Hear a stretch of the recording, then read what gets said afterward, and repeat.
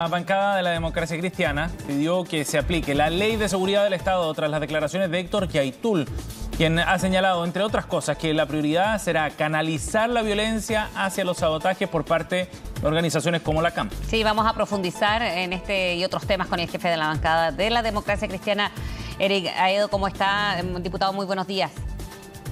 Muy buenos días, Frecia y Seba. ¿Cómo están ustedes? Gracias por el contacto. Bueno, primero, y respecto a Héctor Yaitul, hemos escuchado y en reiteradas ocasiones, ayer también al ministro Giorgio Jackson, a la ministra Vallejo también aquí en CNN Chile, en descartar y seguir en la postura de no querellarse contra estas declaraciones, ¿no?, que se han seguido además en los últimos días.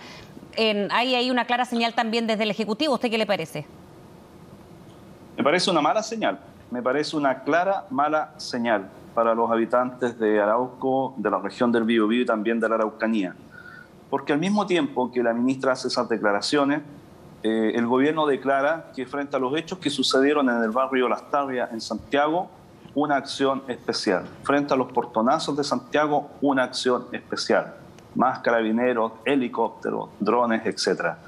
Pero cuando alguien dice abiertamente que va a ejercer actos de sabotaje, de terrorismo, que hace pocas semanas reivindicó acciones terroristas, entonces el gobierno lo que decide es mirar para el techo y definir de esa manera que en Chile lamentablemente hay ciudadanos de primera y segunda clase.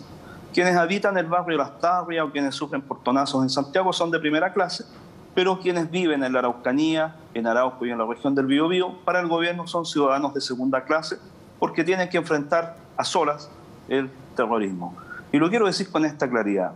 Además, porque la señal queda equivocada cuando el propio gobierno no se involucró en el proyecto de infraestructura crítica y finalmente se pierde con votos de la derecha y de la izquierda. Cuando este viernes vamos a votar por un estado de excepción, mira la señal que se le da a las Fuerzas Armadas. Primero, somos los parlamentarios los que vamos a votar. El gobierno no toma acción. Vamos a votar los parlamentarios. Y la bancada de la Democracia Cristiana, como lo ha hecho siempre, va a votar a favor del estado de excepción. Pero el gobierno, ¿cuál es su acción entonces? Los parlamentarios ponemos el estado de excepción, las Fuerzas Armadas arriesgan sus vidas, los ciudadanos arriesgan sus vidas, y frente a los hechos terroristas, el gobierno lo que decide es lavarse las manos y mirar para el techo. Diputado, permítanme decirle... Sí, perdón. Y de acuerdo al análisis que hace usted entonces, ¿usted cree que este tipo de mensajes o de señales, como dice usted, de señales políticas, tiene efectos operativos también? Tiene efectos operativos, o sea, lo que el gobierno le está diciendo a Yaitul es: Ángel Castilla, vaya, haga los atentados, total, nosotros no vamos a actuar. Eso No, es pero lo que está diciendo. pero para ser preciso, lo que ha dicho el gobierno es que ellos no van a perseguir ideas. Lo decía ayer, de hecho, el ministro Jackson en conversación aquí en CNN Chile. No vamos a perseguir ideas, que eso es propio de regímenes autoritarios. Distinto, les decía, si es que se encontrara armamento, por ejemplo, en posesión de determinados grupos, o si es que se encontrara información y antecedentes concretos de la comisión de delitos. En ese caso, el accionar sería distinto. Eso es lo que plantea el gobierno. O sea, lo que plantea el gobierno es una mirada que está bien fuera de la realidad. Yo no sé qué realidad habita el gobierno del ministro Jackson, se lo quiero decir otra vez con mucha claridad. Yaitul lo que ha dicho claramente a través de los medios de prensa es que reivindica no solo atentados terroristas que ellos cometieron, que creo que es suficiente como para investigar, está avisando que va a hacer actos de sabotaje. Es más, dice algo que es inmensamente grave. Dice que en esos actos de sabotaje pueden haber daños colaterales, que pueden afectar a trabajadores forestales, que no son el centro de su ataque, sino que son las empresas forestales. Pero bueno, pueden suceder esos daños colaterales.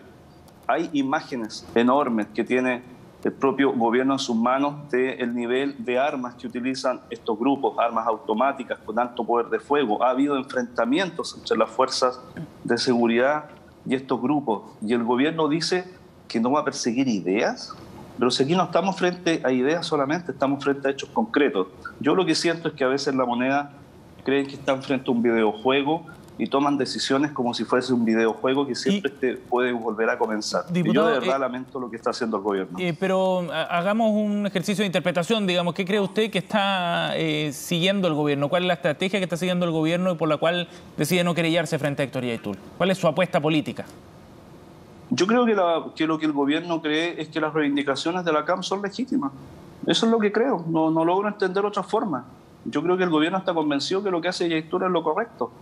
Y nosotros lo que queremos hacerle, no solo los parlamentarios, los ciudadanos, es decirle al gobierno que está Yaitul equivocado, que ejerce actos de terrorismo, que ese acto de terrorismo está ligado al robo de la madera. Lo he dicho y lo vuelvo a repetir. 6.000 camiones de madera robada con montos que fluctúan de los 50 a 100 millones de dólares. Eso es la CAM, esos son esos movimientos terroristas. Y por otro lado, diputado, ¿cree que pueden ser una especie de provocación que hace el propio Yaitul, que ha salido a dar este tipo de declaraciones en el último tiempo? Y le sumo también a la pregunta que el gobierno también ha argumentado que hay querellas anteriores, incluso de la administración anterior, y por eso era uno de los motivos al inicio, sobre todo cuando decía que no se iban a querellar contra estas ideas o ninguna otra idea respecto a lo que había dicho Héctor Yaitul, mucho antes de lo que dijo ahora en los últimos días.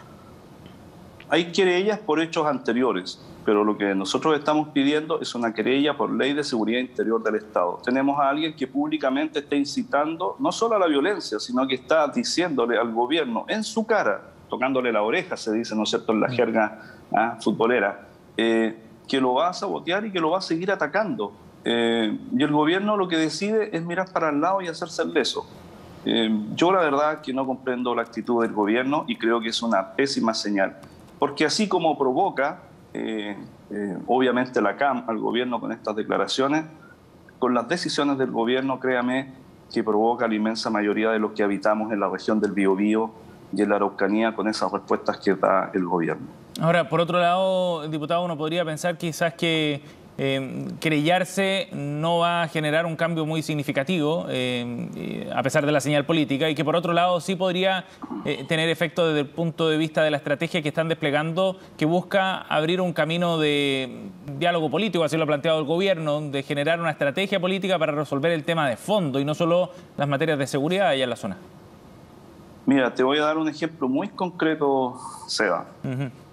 Yo en el primer gobierno de la presidenta Bachelet, entre el año 2006 y 2010, fui gobernador de la provincia de Concepción.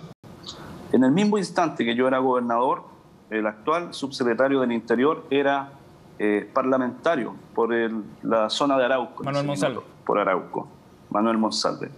Y nosotros en el primer gobierno de Bachelet, con no solo una querella que presentó el gobierno, detuvimos a Héctor Yaitul.